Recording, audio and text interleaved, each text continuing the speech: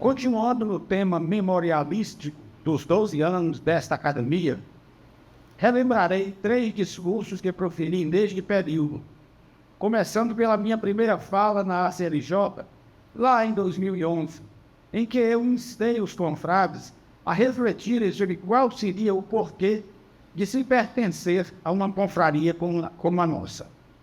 E no final do mesmo discurso, eu lhes ofereço uma resposta a essa pergunta, dizendo que pertencemos à academia porque aqui quedamos sobranceiros às pequenezas do mundo, isentamos-nos das futricas sociais, fugimos às tenazes do tempo, compadecendo-nos tão somente com aquilo que realmente interessa à beleza peregrina da alma e o que de mais sublime ela produz, que é a palavra literária.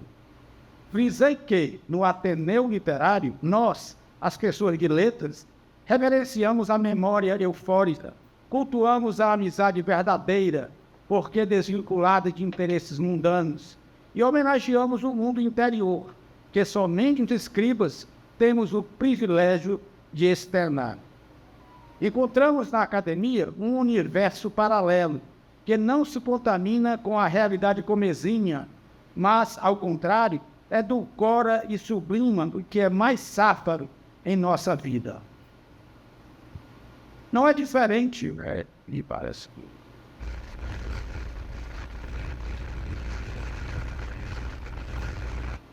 De fato, somente entre as colunas de uma arcádia de letras podemos compartilhar com os confrades os códigos líricos que nos conectam à eternidade, que fazem de um jovem poeta um velho sábio e devolvem ao bardo ancião todo o frescor da juventude.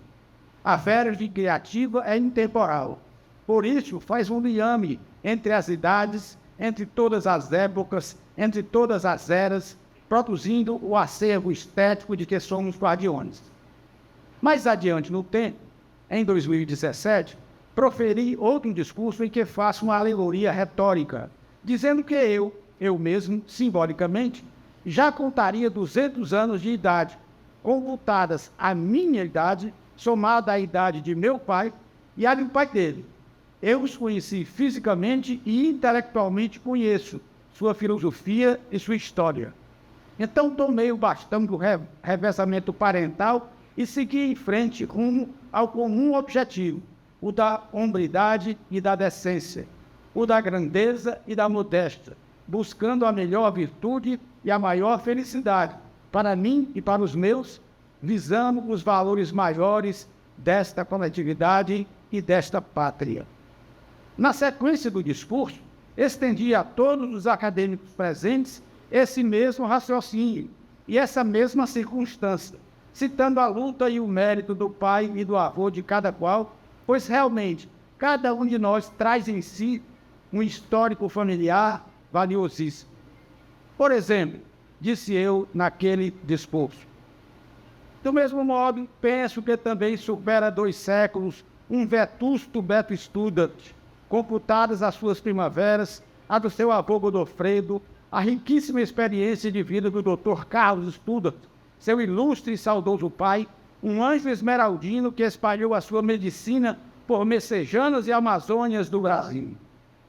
Enfim, o Beto não é somente o Beto, porque é o produto dessa tríade virtuosa. Não é diferente com a notória antiguidade de um Antonino, o único de nós cujos 2 avós varões pertenceram à Academia Cearense de Letras. Ele também incorpora em si a biografia vigorosa do Vate mafioso, jornalista valente e bravo advogado, que foi Jader de Carvalho, seu avô, 3º príncipe dos poetas cearenses, e ainda a história de vida de seu pai, Alcide, o nosso eterno senador.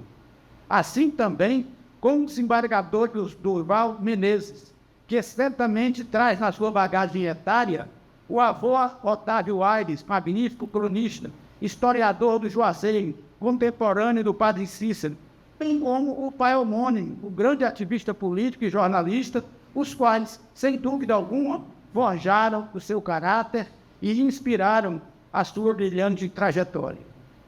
Quantos anos de idade nos parece ter Ulisses Gaspar.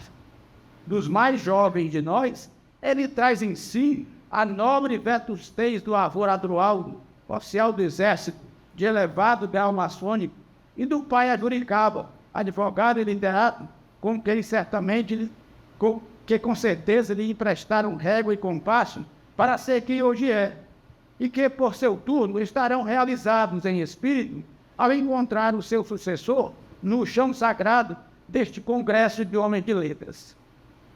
Quem vê Dorian Sampaio Filho, por sua vez, não enxerga nele o bravo militar progenitor, covardemente espingardeado por um sicário da intentona comunista no Recife, muito menos nota nele o seu pai, jornalista e deputado, preso pelo regime militar que o comunismo contestava, pois ambos fazem parte de sua genética física e moral.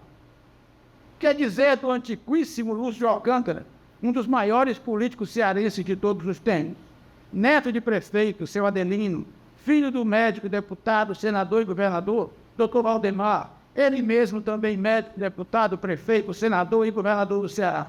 São séculos de medicina e de política, no exemplo e no exercício, com inatacável conduta e conceito reluzente.